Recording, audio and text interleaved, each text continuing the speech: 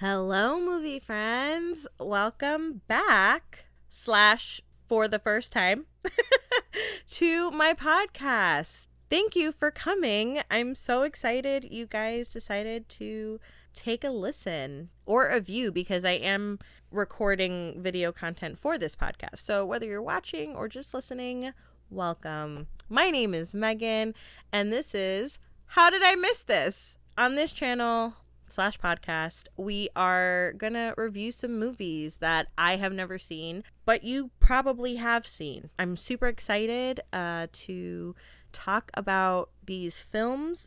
Most of them are classics, so it'll be fun to talk about things that came out 20 plus years ago, and I am just now getting around to them. So let's just dive right in. Today, we are going to talk about the classic summertime movie, Jaws.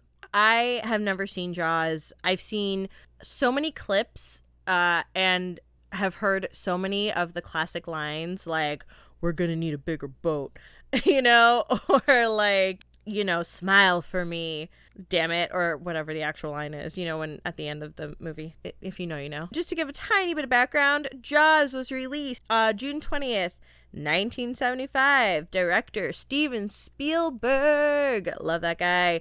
Music, which is always the best thing in a movie for me, John Williams.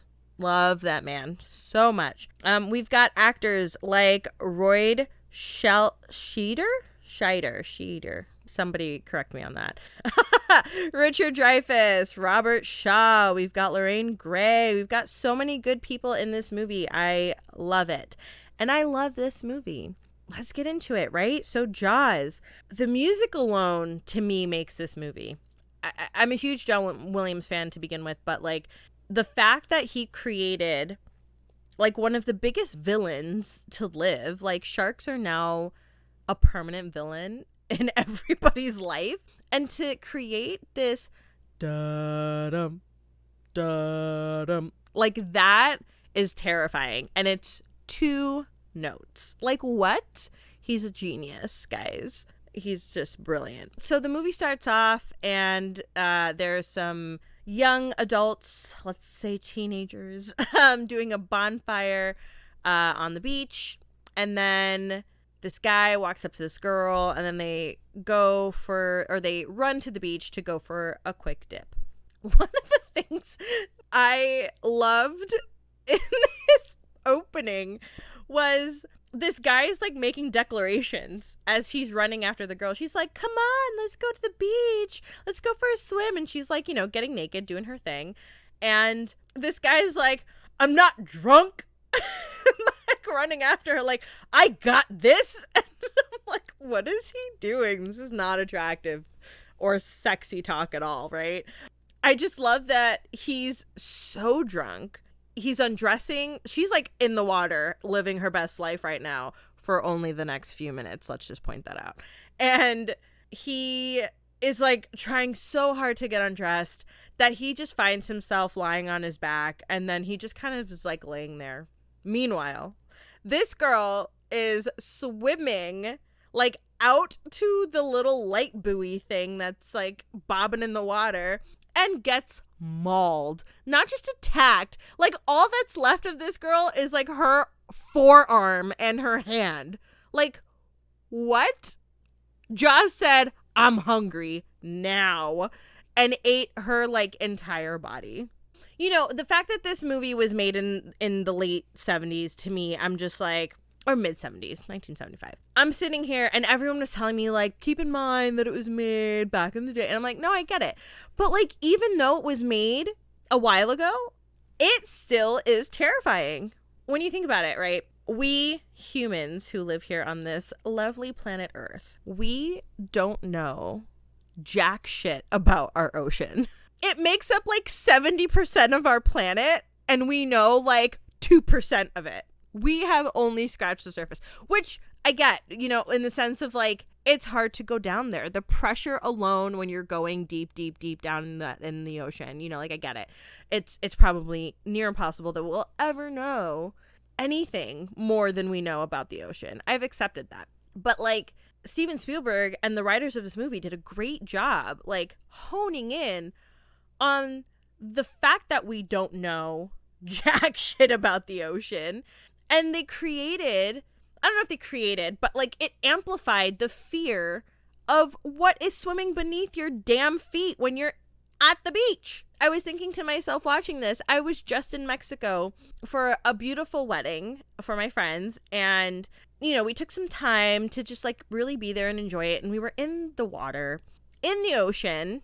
And it didn't even occur to me to think like, what is beneath my feet? Like, what is around me? Like, I was just like, I'm in the water, splish splash. But like, after watching Jaws, I'm like, I'm going in with like full metal gear the next time I go into the ocean. It really makes you think like, damn, what just swam by my leg? You know, because it's like, it's their home. Not just the sharks, any ocean life. It's their home that we are stepping and inviting ourselves into. It's a crazy thought. Anyway, I can go down that rabbit hole forever. But back to the movie. Yeah, so then we meet the chief of police, Martin Brody. And I love his character. You know, first of all, the performance by Roy was great in this movie. His fear, like when he was genuinely scared, it like came off. Like I felt for that guy. There's like a whole scene where the shark is in the part of the water where like his son is on a boat or something like that. And like the fear that sets over this man to get there and get his kid out of the water. Like I was sitting there like, oh my God, if this kid dies, what am I going to do? I'm going to feel so bad for this guy. But he did an amazing job, like really, you know, conveying the fear that a shark can give you. It was pretty great. The one thing and I don't know if I missed this. I don't think I did. Because I do know that there's other Jaws movies. I think there's 4 total. Plus, like, I think some knockoff ones. A friend of mine this is like his favorite movie. He was telling me that I think there's like an Italian knockoff of Jaws. So there's like that whole thing. So whatever. Anyway, I think that the one thing I missed though was a little bit of his backstory. Like we know he's from New York. The movie takes place in, I believe, Massachusetts, in this cool little beach town. And the chief is from New York, so we know that about him. We know that he's married. We know that he has kids. But, like, they mention that he's got this fear of boats and water, which is like, homie, why are you living in a place where you're surrounded by beach, water, and boats? Like, what? And you're the chief of police, so your job is to save people in an environment that you don't like to be in.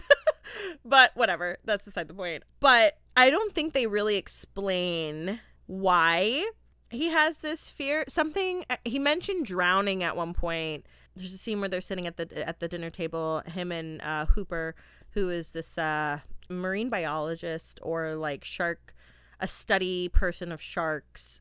And you know, they're sitting at the dinner table and he says something about drowning, but like he doesn't say like who drowned, if it's a fear of drowning. Like I'm just a little, I wish they kind of like explain that. But again, because there's other movies that I know his character is in, maybe they touch on it in that way. I don't know. I already brought up my favorite character, Matt Hooper, who is played by Richard Dreyfuss, and I love him. Hooper at times says things in the movie that I am internally feeling and thinking. There were so many times where I was just like, yes, Hooper, tell them. And I have to mention one of my favorite clips in the movie, and this is solely because this is my dad's favorite part of the entire movie, and I have seen this clip my whole life.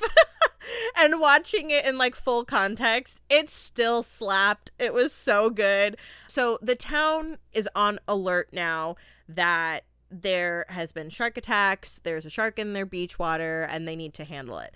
So I don't know why all the fishermen were like, we're going to go out and take care of this with our little fishing rods. And one guy had like TNT with him. And I'm like, what is happening?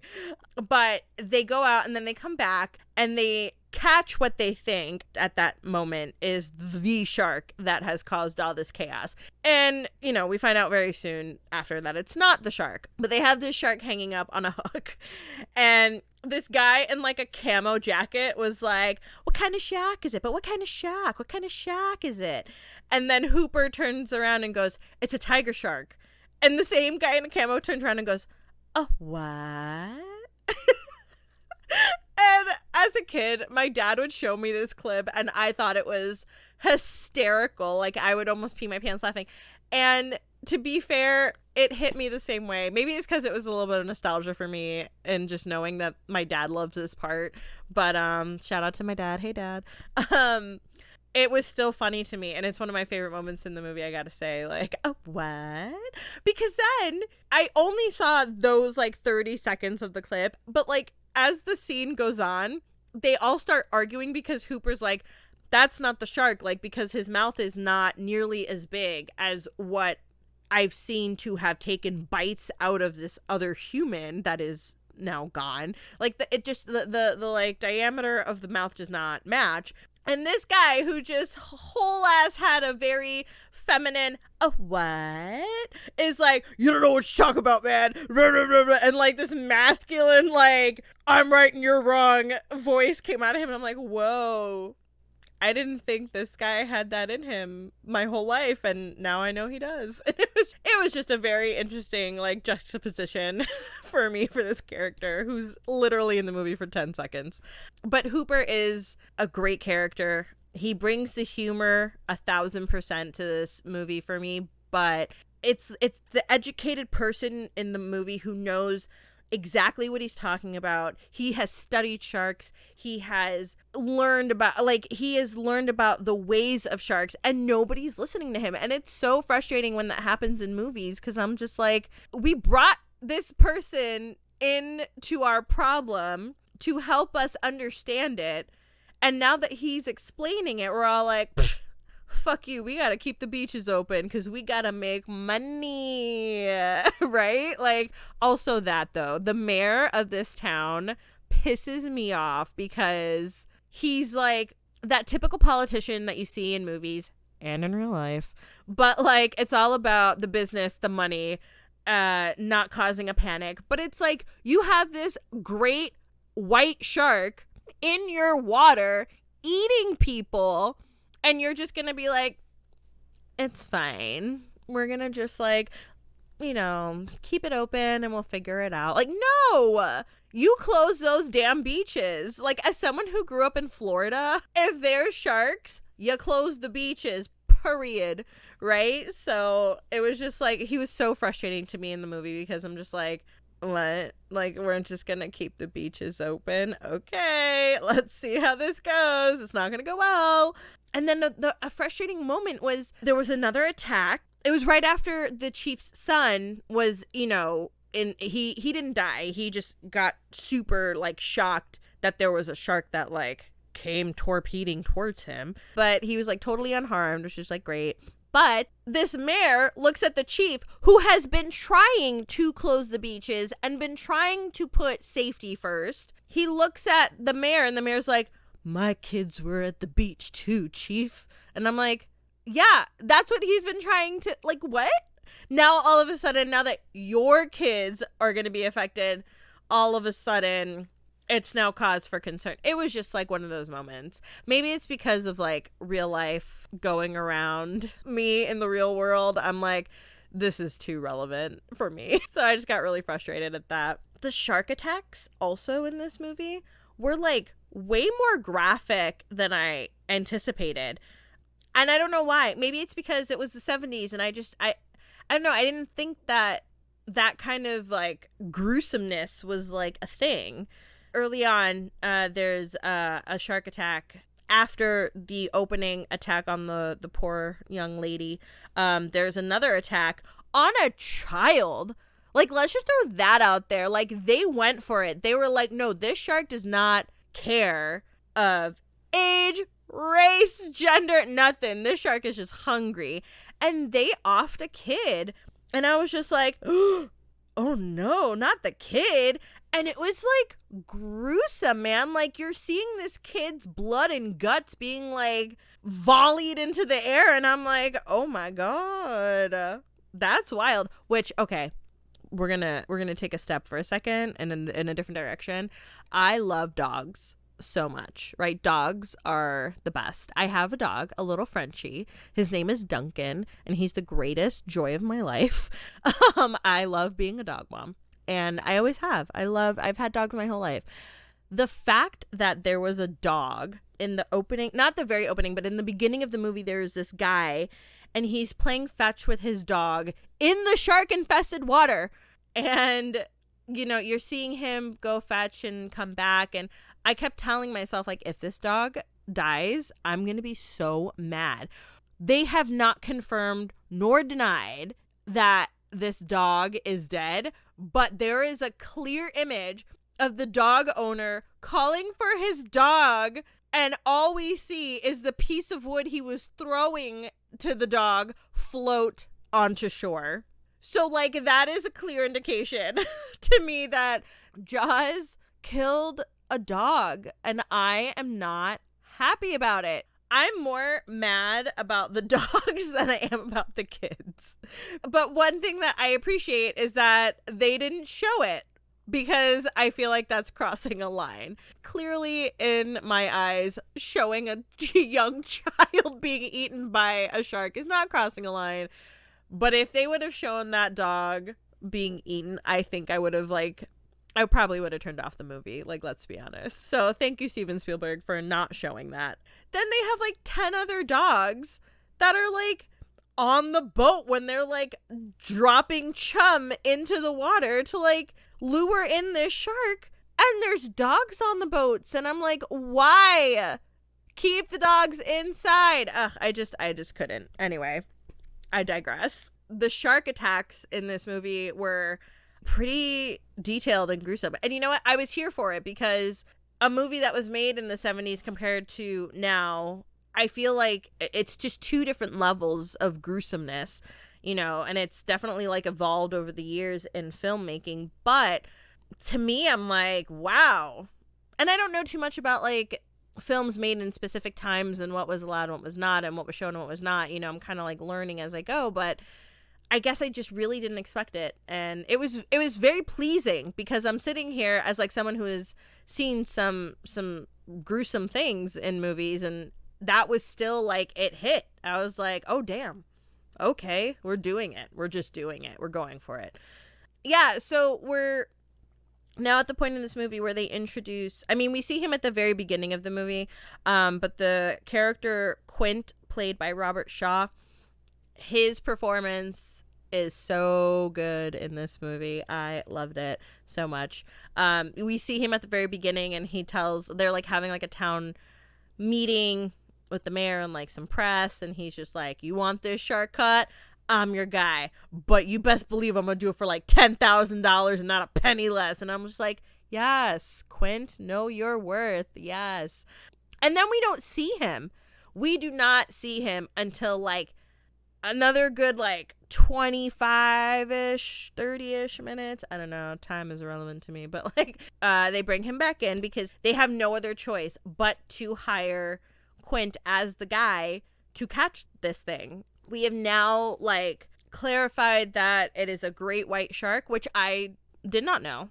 I mean, I kind of assumed, just because I feel like great whites are like the shark in general, that like when you think of a shark that's going to attack you, that's like the shark that comes to mind automatically. Because then you hear tiger shark, you hear they mention a lot of different types of sharks, but we come to find out that Jaws is a great white, and now we're just gonna go get him. And Quint is like the badass shark getter, because like we go into his I don't even know what you call it, because I don't know if that's like his home or just like his pier office. I don't know.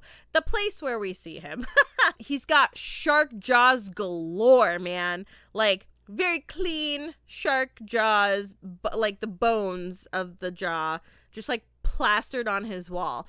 And I did mention this in my live reaction viewing of the movie. I have a roommate, shout out Mariah. She studied sharks in college, and the amount of first of all, the amount of weird shit that I came home to because of this girl and her love of sharks was just probably not something I recommend to any new college person. Looking back on it, it was cool because, like, she taught me stuff about sharks that I, like, loved to hear and learn about. But I came home and opened up our freezer, and there was a fucking shark jaw just, like, sitting, like, when you open your freezer, it was just there. And it was just, like, open, like, rawr, and there's these teeth, and I'm just like, what the hell? And she came out and she was like, oh yeah, I got this shark jaw, I've been cleaning it forever, and you know, I'm like, okay. Like, that was just normal in our house. And then there was another time I came home and she had this giant, again, I come home and it would just be there. For some reason, that's just how it happened. And, like, I never got warning. Which never bothered me because I just expected it at this point. But I came home one day, and in our living room, on our living room table, there was a giant jar filled to the brim with formaldehyde, and two, I believe they were unborn, but I could be wrong. I'm pretty sure they were unborn. But in this jar of formaldehyde, there were two unborn hammerhead baby sharks just sitting in the living room. And I'm just like, okay. Like, the amount of shark things that happened in my apartment with my college roommate was just, it was a time, it was a vibe, and I wouldn't have changed it. I love you, Mariah. That's the vibe that I got in Quint's little hut place thing that we see him in. And then they're preparing to go get the shark and, you know, go after the shark. And in my mind, I was like, we're shark, like the it's not the traps, but like the cages, the shark cage that people go in willingly, by the way, which I don't understand. People like do that shit for fun, and I'm just like, why? Because I didn't know if that was like a thing back then at all. So I was just like, oh, are they gonna have a shark cage? I don't know, we'll see. Sure shit, there was a shark cave. And yeah, they brought one on, and you know, they're like ramping up the boat, and it was like really, really cool just to like see how everybody was like preparing to like go after this shark. Because Quinn's character is just like, I got my harpoon and I got my boat and I'm fine. Whereas like Hooper was like, I've got this cool gadget and this cool gadget and this cool gadget, and he's just like, I mean, the sharks, I don't know what that's gonna do for the shark, except, you know, maybe he'll eat it. I don't know. When he said that, I was like, facts though, man. Like, what is that really gonna do, like, at the end of the day? Which turns out it was Hooper's stuff that ended up killing the shark anyway, which was kind of cool. So yeah, now we're on the boat and we're like going for it and going after the shark. I didn't understand the whole purpose of the buoy situation. First of all, when they saw the shark, I counted, but I stopped counting because I stopped caring after a little bit. I know that we don't see the shark often because it was a mechanical shark and it was like really hard to like get it to work. So they kind of like had to just work around it not working half the time. But I really enjoyed that element. Like, I think that the shark not working was like a blessing in disguise for this movie, because the shots where it's like from the shark's perspective underwater going after people or its prey, whatever, instilled the fear into me, because like I'm just like like those could be my legs. Like, those could be my legs dangling in the water, and some shark is like, ooh, dinner. You know what I mean? Like, it brought the fear into the movie for me.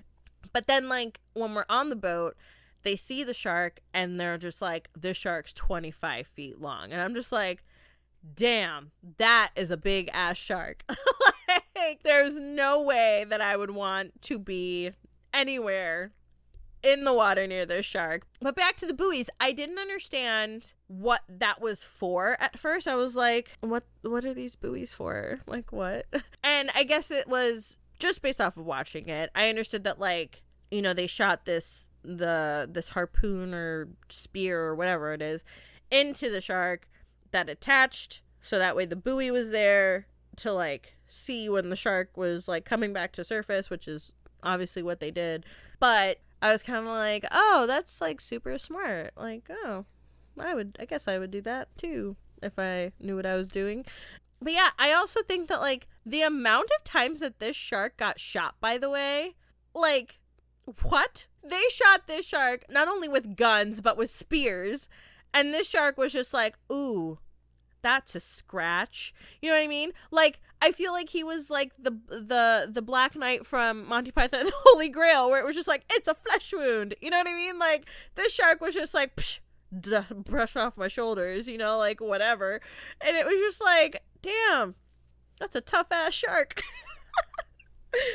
It was just so cool to watch, I think, finally, just how this movie played out, you know, because again, if you haven't watched this, spoiler alert, you should have stopped listening like 20 minutes ago. But I did not genuinely know how this movie ended. I didn't know if the shark got away. I didn't, which I kind of did not assume. I also was like, if they get the shark, how does this go down? We've got to talk about, like, Quint's death. Like, that death was so gruesome. When I say so gruesome, you guys, let's just also put this disclaimer out there. I am not a scary or horror movie kind of person. So you're probably like, I've seen Texas Chainsaw Massacre. That's some shit. That's gruesome. Well, good for you. This to me was gruesome. And I don't know, like, there was something terrifying about watching this human, because the boat's kind of like, not kind of, it's sinking at this point, right? Like, the shark has done so much damage to the boat, which, like, RIP boat, because that boat took a beating. This boat got beat up so much, so it's like sinking and capsizing in a little bit, in a little way that's, like, you know, tipping. And Quint is trying to hold on for dear life, and Martin is holding his hand and lets it go, like, not on purpose, but, like, he just kind of, like, slips out, and then he, like, slides into the shark's mouth, and the shark is like, nom nom nom nom, and I'm like, no. But, like, the way that they, like, busted out those blood capsules everywhere, I was like, damn, that's painful. You know what I mean? Like, I felt that pain. It was just like, that was and then it's like slashing, and it was just, it was awful. Then, and this was my interpretation, I don't know if anyone else out there feels the same, what got me was that Quint sadly dies. The shark eats Quint. So sad. But then, like, the shark comes literally back, like, 2 seconds later, busts through the window where Martin's in on the boat, right? And then you see this, like, residue on the shark's teeth. And I'm just like, that's Quint residue. That's, like, his skin or clothes or whatever. But it's, like, we know that you just ate him. And now that residue is on your teeth. I was like, too far, Spielberg. Too far. It was like Spielberg really thought this movie through with, like, shots and detail and elements that I think, for me, will, like, make this movie a classic no matter how far into the future we go. Like, this movie is just, it's so good. I didn't think I would like it as much as I did, to be honest, because I was like, it's a movie about a goddamn shark. Like, what? Like, what are we doing? You know what I mean? And then I was also shocked because it's like a 2-hour movie. And I'm like, what the fuck are we watching 2 hours of a shark attack for, right? But it was so well done. And I mean, applaud Steven Spielberg and the writers. Writers are important, guys. Right now there's a strike going on, and we should support our fellow writers. Just putting it out there. I know I support all my fellow writers. But yeah, so like Quinn's dead, and now we've got like Martin who doesn't like boats or water, and now he's like in the middle of all that he hates. And oh wait, no, we have to back up to like my other favorite part. Right. So there are moments where all three guys, right, Hooper, Martin, and Quint, are like all on the boat, right? And at certain points, they're all like hoisting themselves over the side of the boat, and I'm just like, why? We know that there is this shark who can pop up and bite your face off at any moment. And right as I said that, what happened? It was Martin. Martin was over the boat, like tying something or whatever, and Jaws was just like, roar, came up and swooped by him.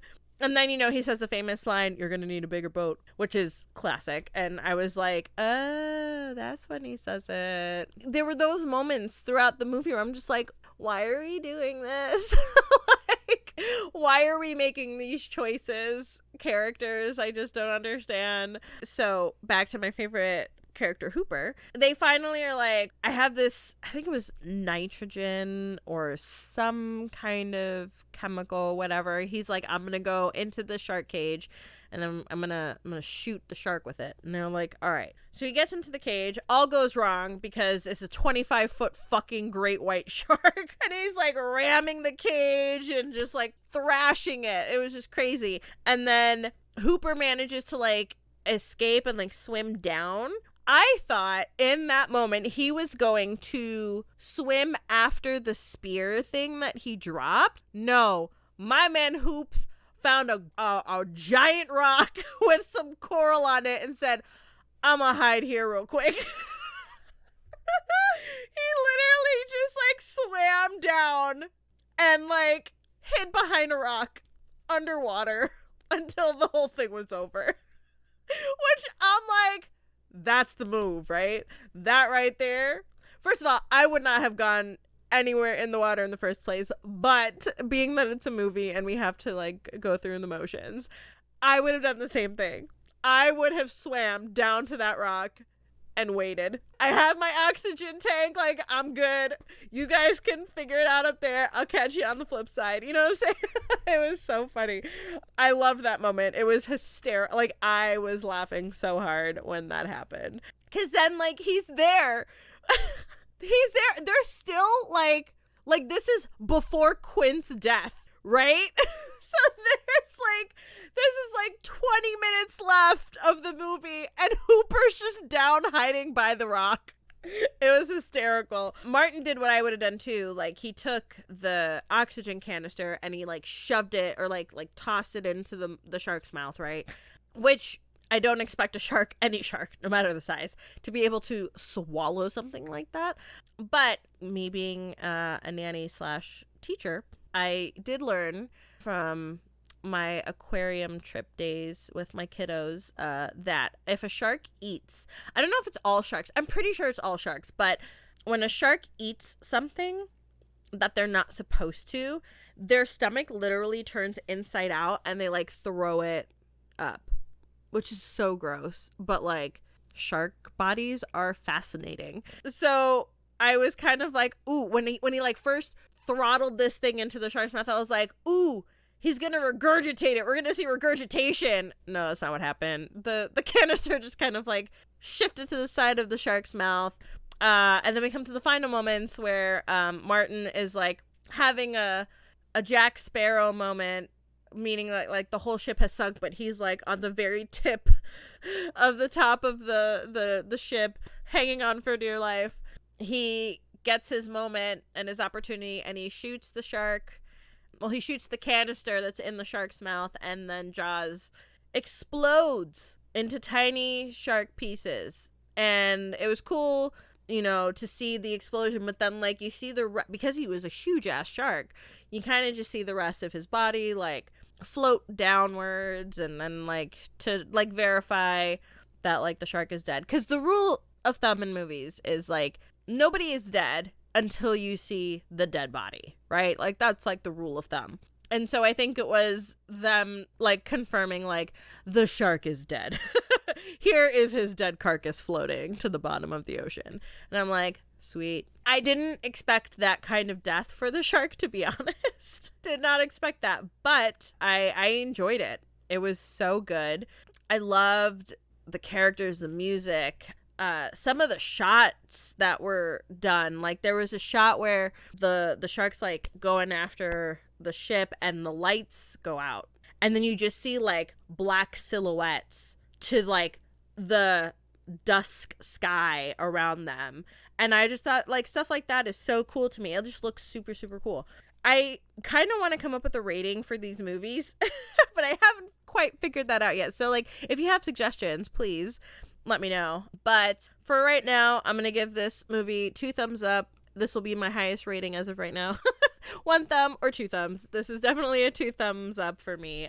I really enjoyed it. The music, again, to me, made the movie. Because there were moments, too, where the music went from, like, that da-dum, da-dum, da-dum, da, to, like, this, like, hopeful music. And I'm just like, cool. They're gonna accomplish something right now. False. They, like John Williams with the music alone just, like, brought you to this, like, hopeful moment and feeling to then just rip it from you with his villain music. It's just so good. But yeah, everything about this movie was just top notch. I do think that it will be a classic forever. Like, I think my kids, grandkids, I think it's a movie that will definitely live past its time for years and years and years to come. If you have sat through this and have not seen Jaws, I'm sorry I ruined the movie for you.